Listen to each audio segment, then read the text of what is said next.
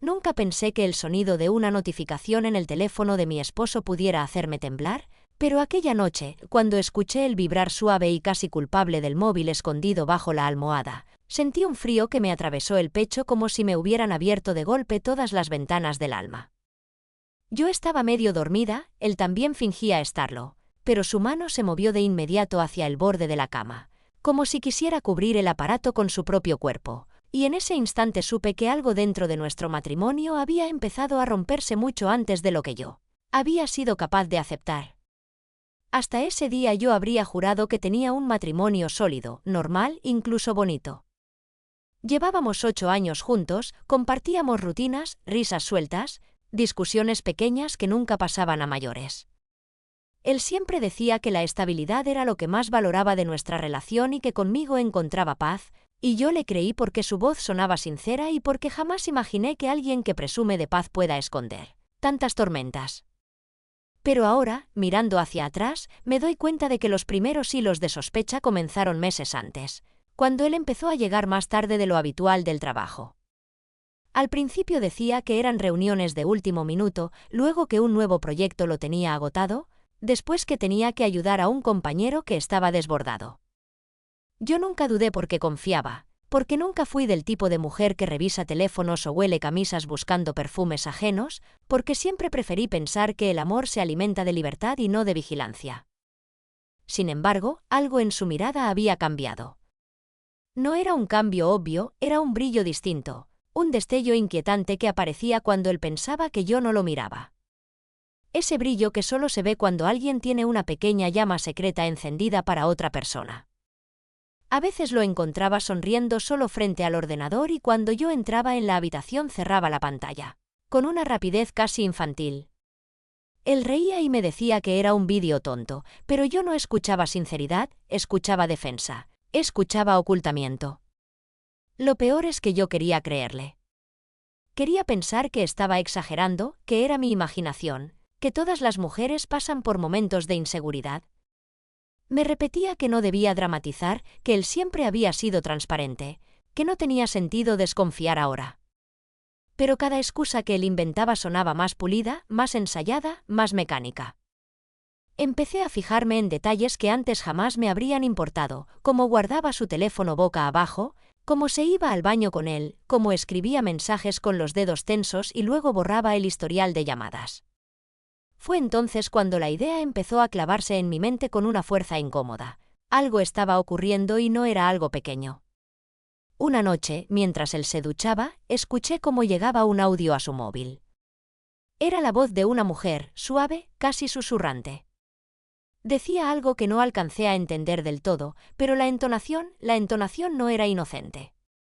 No era la voz de una compañera de trabajo hablando sobre un archivo perdido, era la voz de alguien que se siente con derecho a intimidad. Mi corazón empezó a latir tan fuerte que me costaba respirar. No abrí el mensaje por miedo, por ética, o quizá porque no estaba preparada para confirmar lo que ya estaba empezando a aceptar, que mi esposo compartía una parte de su vida con alguien más. Fingí que no había escuchado nada. Pero desde ese momento ya no pude dormir con la misma tranquilidad. Me quedaba despierta mientras él roncaba, preguntándome si ese mismo cuerpo que tenía a mi lado había estado abrazando a otra persona. Y así comenzó la parte más oscura de mi vida, una lucha interna que me consumía. Confrontarlo o esperar pruebas, confiar en mi intuición o darme a mí misma la oportunidad de estar equivocada. Lo más irónico es que la pista definitiva no llegó de su teléfono, ni de sus horarios, ni de ninguna actitud sospechosa suya. Llegó de alguien en quien jamás habría pensado. De su mejor amigo. Él siempre fue cercano a nuestra pareja, venía seguido a cenar, nos acompañaba al cine, incluso me había visto llorar alguna vez y me había dicho que yo era lo mejor que le había pasado a mi esposo. Un día me pidió hablar a solas conmigo y su voz sonaba demasiado tensa para ser una conversación casual. Lo que me dijo entonces abrió una grieta que cambió para siempre todo lo que yo creía saber sobre mi propio matrimonio. Y ahí, justo ahí, empezó el verdadero infierno. Él llegó aquella tarde con una expresión que no reconocerías si no lo hubieras visto tantas veces intentando ocultar emociones ajenas. No era tristeza ni preocupación normal, era algo más profundo, una especie de conflicto interno que lo obligaba a mirar al suelo como si allí estuviera la única certeza posible. Me pidió que nos sentáramos en la cocina, lejos de donde pudiera escucharnos alguien más, aunque estábamos solos. Su voz tembló apenas comenzó a hablar y yo sentí un nudo extraño en el estómago, como si supiera que después de esa conversación ya no habría vuelta atrás. Me dijo que llevaba semanas sintiéndose incómodo, que había visto actitudes extrañas entre mi esposo y una mujer del trabajo, que las horas extras no eran tan inocentes como él intentaba hacerme creer y que había algo en la forma en que él sonreía al mirar el móvil que ya no era la sonrisa de un hombre casado. Yo escuchaba cada palabra como si no perteneciera a mi vida, como si fueran escenas de una película ajena, una que yo hubiera visto demasiadas veces pero que nunca imaginé protagonizar. Intenté preguntarle quién era ella, qué había visto exactamente, pero él levantó las manos en señal de impotencia. Me dijo que había tratado de darle a su amigo el beneficio de la duda, que no quería convertirse en alguien que destruye matrimonios, pero que ya no podía seguir callando, no cuando yo, sin saberlo, estaba viviendo en un escenario construido con mentiras. Lo que más me perturbó fue cuando él agregó que la mujer en cuestión no era una compañera cualquiera, sino alguien que yo conocía. Y entonces mi mundo se sacudió porque los nombres que pasaron por mi mente no eran ni 2 ni 3. Eran personas que habían estado en mi casa, que habían tomado café conmigo, que habían enviado mensajes amistosos preguntando cómo estaba. Él dudó en decirlo, pero finalmente pronunció un nombre que me dejó paralizada. Era Laura, mi compañera de trabajo, mi amiga desde hacía años. La persona que yo había defendido ante todos cuando decían que era demasiado coqueta, demasiado imprudente, demasiado acostumbrada a jugar con el límite de lo aceptable. Yo me quedé helada. No me salía la voz. Recordé cada vez que ella había hecho bromas sobre lo guapo que era mi esposo, cada vez que había dicho que los hombres casados parecían mejores porque ya venían entrenados, cada vez que había aparecido con historias ambiguas sobre romances ajenos. Pero jamás imaginé que sería capaz de romper la mía. Él me explicó que los había visto juntos saliendo del estacionamiento una noche, muy cerca, demasiado cerca para ser algo inocente. No se habían besado ni tocado de forma obvia, pero la tensión entre ellos, según él, era evidente. La clase de tensión que solo existe cuando ya ha pasado algo o está a punto de pasar. Yo no pude escucharlo más. Mi cuerpo se movía solo, como si estuviera atrapada en un sueño en el que todo es borroso pero cada sensación duele. Mi esposo llegó 2 horas después. Fingió cansancio, dejó las llaves en la mesa como siempre, se acercó a darme un beso en la frente, ese beso rutinario que antes me hacía sentir cuidada pero que ahora me quemaba la piel. No sabía si enfrentarlo o esperar, si actuar con calma o dejar que la rabia me arrastrara. Pero lo que él hizo después me sorprendió aún más. Me dijo que al día siguiente tendría que irse fuera de la ciudad por una reunión urgente. Otra mentira. Yo lo sabía. Él también sabía que yo sabía, pero ninguno decía nada. Esa noche casi no dormí. Observé la luz que entraba desde la ventana, las sombras que se movían en la pared, y me repetí que no podía quedarme cruzada de brazos. Una parte de mí quería revisar su teléfono, pero la otra, la que aún conservaba un poco de dignidad, me decía que necesitaba algo más grande, más claro, algo irrefutable. Fue entonces cuando recordé algo. Hacía meses él mismo había configurado su móvil para que se conectara automáticamente a la red de la casa, incluso cuando estaba fuera, porque según él necesitaba acceder a ciertos archivos del ordenador remoto. Eso significaba que si yo encontraba la manera adecuada, podía ver desde mi laptop cuáles eran los dispositivos conectados y qué estaban haciendo. Tardé casi 3 horas en descubrir cómo hacerlo, mirando tutoriales, explorando paneles que nunca había tocado. Y entonces lo vi. Su teléfono estaba conectado. No sabía si había olvidado apagar la sincronización o si la estaba usando, pero de pronto apareció una actividad abierta que casi me hizo caer de la silla, un álbum de fotos compartido. Al principio pensé que eran fotos nuestras, de viajes, de cumpleaños, pero no. Las primeras imágenes eran de una mujer frente al espejo, fotos tomadas desde un ángulo íntimo, demasiado íntimo. Al ver la tercera foto ya no tenía dudas. Era Laura. Mi amiga. La mujer que me había abrazado llorando cuando tuve problemas familiares, La que había ido conmigo a comprar vestidos para una fiesta. La que había pasado tardes enteras en mi casa riéndose con mi esposo mientras yo preparaba café en la cocina. Sentí que me faltaba el aire. Pero lo peor no eran las fotos, era lo que venía después. Una conversación escrita con un tono dulce, cómplice, llena de frases que yo jamás había recibido de mi propio marido.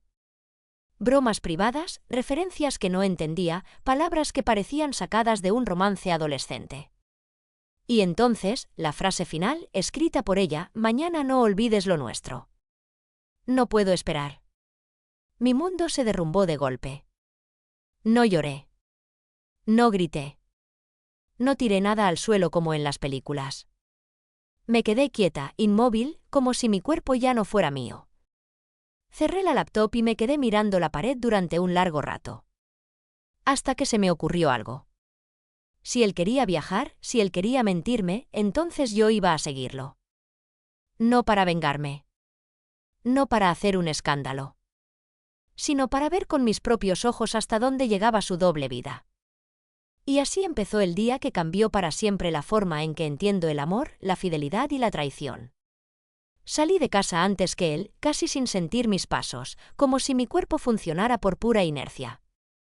Él había dicho que su reunión era en una ciudad a 2 horas de la nuestra, así que preparé una pequeña mochila, dejé el coche unas calles más lejos para que no lo viera y esperé dentro, observando la puerta de nuestra casa como si fuera el escenario de un crimen que aún no se había descubierto. Cuando finalmente salió, llevaba una camisa nueva que jamás había visto, una que aún tenía las marcas del doblez como si la hubiera comprado exclusivamente para esa ocasión.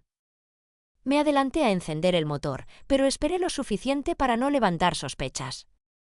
Él no miró hacia ningún lado, caminaba decidido, casi ansioso, con un nerviosismo que no era el de un hombre camino a una reunión de trabajo. Lo seguí a una distancia prudente. Condujo hasta la autopista, tomó el desvío hacia la ciudad que había mencionado, pero no entró en la zona empresarial ni cerca de ningún hotel donde se organizaran eventos corporativos. En cambio, tomó una calle secundaria que llevaba a un barrio residencial, uno tranquilo, de casas bonitas, jardines bien cuidados, árboles que daban sombra a las aceras. Allí redujo la velocidad. Mi corazón latía tan fuerte que podía sentirlo en la garganta. Aparcó frente a una casa de fachada color crema, con un porche pequeño y una ventana con cortinas azules.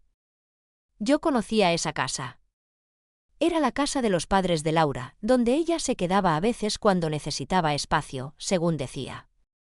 No podía creerlo. Ni siquiera tuve tiempo de procesar nada. Él se bajó del coche, se acomodó la camisa, se miró en el retrovisor y caminó hacia la puerta con una seguridad que me desgarró por dentro. Y entonces pasó. La puerta se abrió y ella apareció. No iba vestida de forma provocativa ni con una actitud descarada. Iba con un suéter gris y el cabello recogido, como si estuviera recibiendo a su novio, no al esposo de su amiga. Cuando lo vio, sonrió. No una sonrisa grande, no una que gritara pasión. No. Era peor. Era íntima. Cálida. Suave. La sonrisa de alguien que ya compartió demasiados secretos. Él dio 2 pasos hacia ella y no necesitó tocarla. Ella ya estaba inclinándose para abrazarlo. Fue un abrazo lento, cercano, uno que no era casual ni improvisado. Me llevé la mano a la boca. Sentí que mis uñas se clavaban en mis labios mientras luchaba para no gritar, porque si gritaba, todo acabaría ahí mismo, de una manera que ni yo misma podría controlar. Permanecí dentro del coche, observando cómo entraban juntos a la casa. La puerta se cerró. No sé cuánto tiempo estuve allí. Quizá 1 hora. Quizá 2. Las manos me temblaban tanto que tuve que sujetar el volante para no desmoronarme. Pensé en llamar a alguien, pensé en entrar a la casa, pensé en acelerar contra la puerta, pensé en 1000 cosas que en ese momento eran impulsos, no decisiones. Pero había algo más grande dentro de mí, algo que me decía que aún faltaba una pieza, algo que mi intuición susurraba desde hacía días: esto no era tan simple, no era solo una aventura.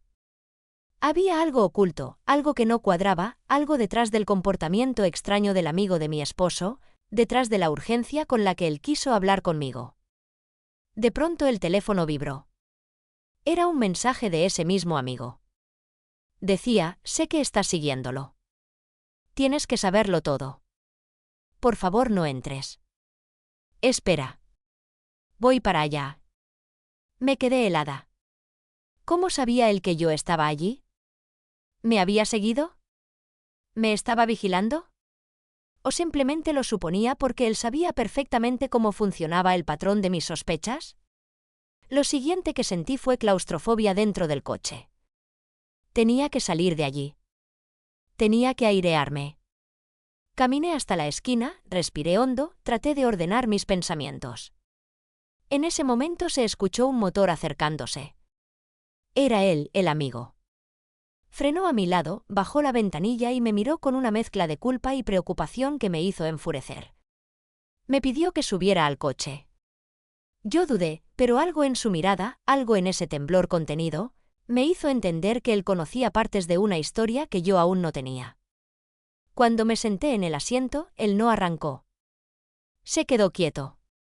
Respiró hondo y finalmente dijo: no todo es lo que piensas. No estoy justificándolo, pero tienes que saber por qué empezó todo. Yo no quería escuchar excusas. No quería entender razones. Quería la verdad, pero la verdad completa, no fragmentos manipulados. Él entonces dijo una frase que me atravesó: Laura no es quien crees. Y tu esposo, tampoco. Me contó que hacía meses habían tenido una fuerte discusión, que él había querido decirle algo importante a mi esposo, algo que jamás habría imaginado. Me explicó que Laura y mi esposo no se habían acercado por casualidad ni por atracción instantánea, sino por algo que había pasado mucho antes de que yo empezara a sospechar. Una noche, en una fiesta de empresa a la que yo no pude asistir, Laura había bebido demasiado y mi esposo la había llevado a casa, pero no había pasado nada entre ellos en ese momento. Sin embargo, lo que sí había pasado fue peor. Laura le confesó llorando que tenía un problema grave, un problema que arrastraba desde hacía años y que la había llevado a situaciones peligrosas. Y él, en vez de contarme eso, en vez de involucrarme, decidió ayudarla a escondidas. Al principio eran solo conversaciones, luego ella empezó a depender emocionalmente de él, y él, sintiéndose responsable, comenzó a frecuentarla más seguido. Pero según el amigo, lo que realmente desató la cercanía entre ellos no fue atracción, sino chantaje emocional de parte de ella. Esa parte me resultó imposible de creer. Él me aseguraba que Laura estaba pasando por un tratamiento, que tenía ataques, que usaba a mi esposo como especie de salvavidas emocional, que él había intentado cortar esa dependencia pero que ella había amenazado con contarme todo distorsionándolos hechos si él se alejaba. Yo sentí que mi cabeza estallaba. No podía saber qué era verdad y qué era mentira. El amigo me dijo que él mismo había intentado intervenir, que había discutido con mi esposo, que le había dicho que debía ser honesto conmigo, pero que mi esposo tenía miedo de que yo pensara que él había hecho algo imperdonable desde el inicio. Aún así, nada justificaba lo que yo acababa de ver. Ninguna explicación borraba la imagen de ellos abrazándose, entrando juntos a una casa que no era mía. En ese momento me di cuenta de algo aún más perturbador: si el amigo sabía tanto, si conocía cada detalle, si estaba al tanto de la adicción emocional de Laura, si sabía de los encuentros, ¿por qué me lo decía justo ahora? ¿Por qué no antes? ¿Por qué cuando ya todo estaba destruido? Lo miré fijamente y vi en sus ojos un brillo extraño, uno que parecía guardar un secreto aún mayor. Y entonces me lo dijo. Pero no de golpe, sino con una lentitud cruel, como si cada palabra le doliera. Yo también estuve involucrado. Solo esas palabras. Suficientes para que el mundo se partiera otra vez.